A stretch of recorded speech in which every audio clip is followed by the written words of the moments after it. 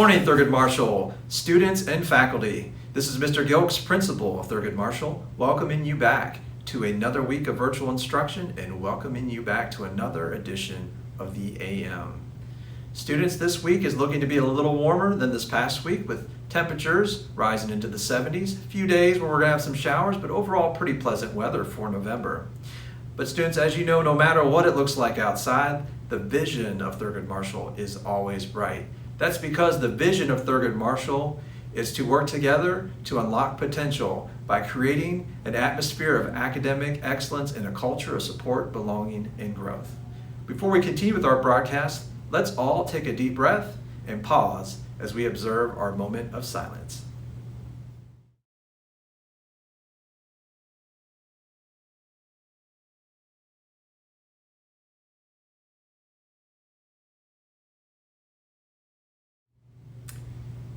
Thank you. Students, please stand and join us as we recite the Pledge of Allegiance. Let's begin. I pledge allegiance to the flag of the United States of America and to the republic for which it stands, one nation, under God, indivisible, with liberty and justice for all. Thank you. You can be seated. And now for today's announcements.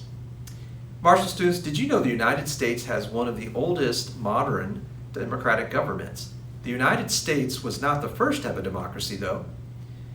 The term democracy, which means rule by the people, was coined by the Greeks of ancient Athens to describe their city-state system of self-rule, which reached its golden age around 430 BC under the skilled orator and politician Pericles. The Greeks are often attributed as having the first democracy. However, there were other nations such as the Vikings and the Iroquois who also had democratic forms of government. So, last week we talked about how we choose our president. As you know, it was a tight race with every vote making a difference.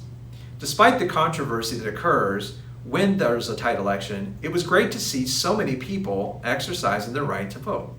Analysts stated there was a 20% increase in the people voting from last presidential election.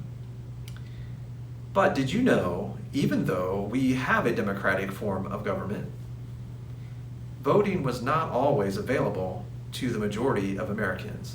I have a question for you. Who had the right to vote when our nation was first founded?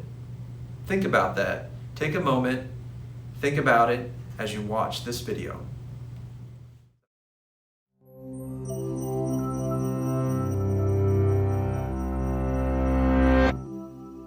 When the next general election rolls around, who will be eligible to show up at the polls and vote for the President of the United States? It's really pretty simple. If you are at least 18 years old, a citizen of the U.S., and a resident of a state, you can vote. Assuming, that is, you're not a felon. Seems about right. After all, the United States prides itself on being a democracy, or a government in which the ultimate authority lies with the citizens of the nation. But it was not always this way. In 1789, George Washington won the Electoral College with 100% of the vote. But whose vote was it? Probably not yours. Only 6% of the entire United States population was allowed to vote at all. Voting was a right that only white male property owners were allowed to exercise. By the 1820s and 1830s, the American population was booming from the East Coast into the western frontier. Frontier farmers were resilient, self-reliant, and mostly ineligible to vote because they did not own land. As these new areas of the nation became states, they typically left out the property requirement for voting. Leaders such as Andrew Jackson, the United States' first common man president, promoted what he called universal suffrage. Of course, by universal suffrage, Jackson really meant universal white male suffrage. All he emphasized was getting rid of the property requirement for voting, not expanding the vote beyond white men. By the 1850s, about 55% of the adult population was eligible to vote in the U.S., much better than 6%, but far from everybody. Then, in 1861, the American Civil War began largely over the issue of slavery and states' rights in the United States. When it was all over, the U.S. ratified the 15th Amendment, which promised that a person's right to vote could not be denied based on race, color, or previous condition as a slave. This meant that black men, newly affirmed as citizens of the U.S., would now be allowed to vote. Of course, laws are far from reality. Despite the promise of the 15th Amendment, intimidation kept African Americans from exercising their voting rights. States passed laws that limited the rights of African Americans to vote, including things like literacy tests, which were rigged so that not even literate African Americans were allowed to pass, and poll taxes. So, despite the 15th Amendment, by 1892, only about 6% of black men in Mississippi were registered to vote. By 1960, it was only 1%. And of course, women were still totally out of the national voting picture. It wasn't until 1920 that the women's suffrage movement won their 30-year battle, and the 19th Amendment finally gave women the vote. Well, white women. The restrictions on African Americans, including African American women, remained. After World War II, many Americans began to question the state of U.S. democracy. How could a nation that fought for freedom and human rights abroad come home and deny suffrage based on race? The modern civil rights movement began in the 1940s with those questions in mind. After years of sacrifice, bloodshed, and pain, the United States passed the Voting Rights Act of 1965, finally eliminating restrictions such as literacy tests and protecting the voting rights promised under the 15th Amendment to the Constitution. Now, any citizen over the age of 21 could vote. All seemed well, until the United States went to war. When the Vietnam War called up all men aged 18 and over for the draft, many wondered whether it was fair to send men who couldn't vote to war. In 1971, the 26th Amendment to the Constitution made all citizens 18 and older eligible to vote, the last major expansion of voting rights in the United States. Today, the pool of eligible voters in the U.S. is far broader and more inclusive than ever before in U.S. history. But, of course, it's not perfect. There are still active efforts to suppress some groups from voting, and only about 60% of those who can vote do. Now that you know all the hard work that went into securing the right to vote, what do you think? Do enough citizens have the right to vote now? And among those who can vote, why don't more of them do it?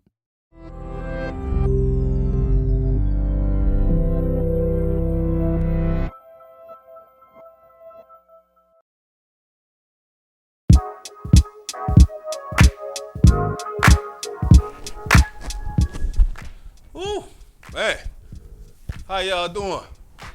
It's Mr. Dollar, just checking in again with Comfort Food. Just want to talk to you guys a little bit about being focused.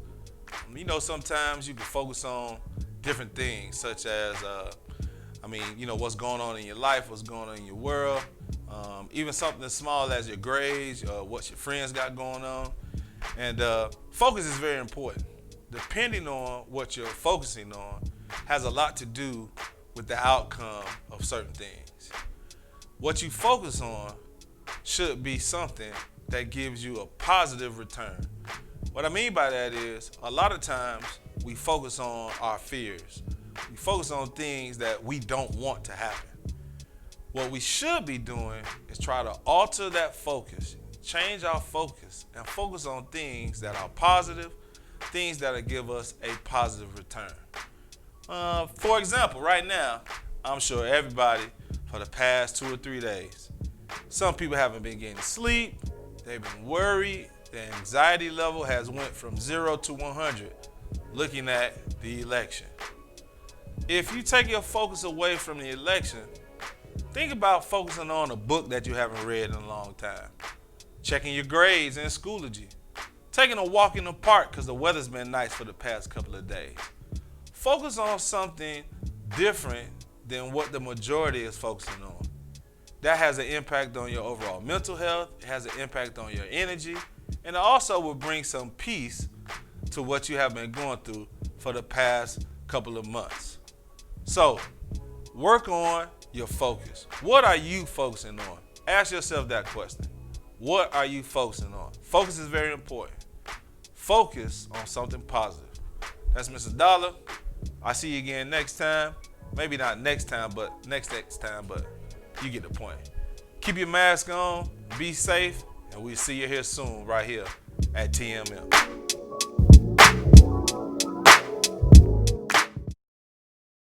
Today's quote of the day comes from Franklin D. Roosevelt, and it's in regards to voting.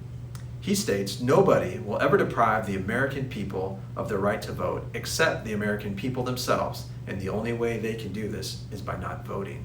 Again, nobody will ever deprive the American people of the right to vote except the American people themselves. And the only way this can be done is by not voting. Remember, no matter how you feel, Marshall students, we believe in you and your potential for greatness. And that's because we are Marshall and we are destined for greatness. Please be safe and have a great week of virtual instruction.